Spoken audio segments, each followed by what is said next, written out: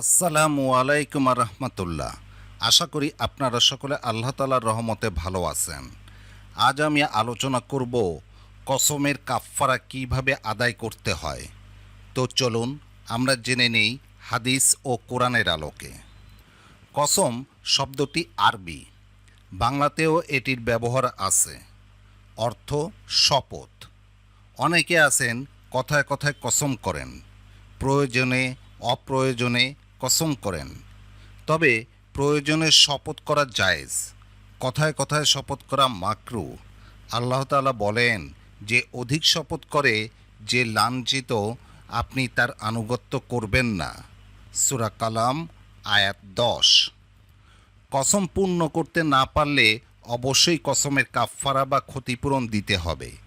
কাফফারা দেওয়া ওয়াজিব, না হয় তার কবিরা গুনাহ হবে। কবিরা গুনাহ মানে বড় গুনাহ, যে একটি গুনাহই জাহান্নামে পৌঁছানোর জন্য যথেষ্ট। কসম ভঙ্গ করার পরই কাফফারা আদায় করতে হবে।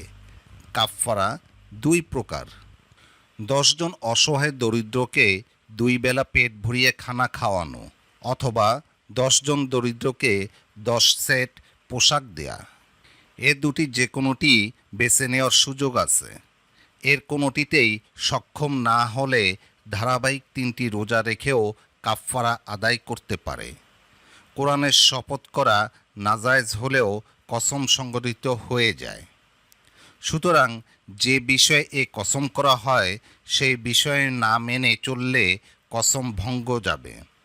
তখন এ কসমের জন্য কাফফারা আদায় করতে হবে।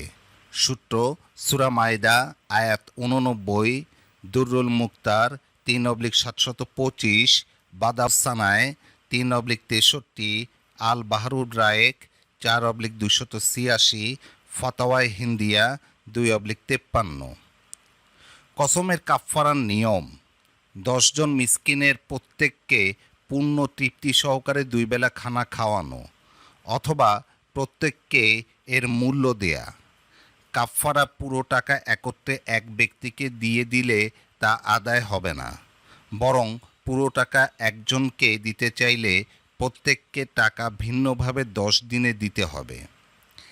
একদিনেই কাফফারা পুরো টাকা একজনকে দিয়ে দিলে তা একদিনের বলে বিবেচিত হবে। এক্ষেত্রে বাকি 9 দিনের টাকা ভিন্নভাবে আবার আদায় করতে হবে।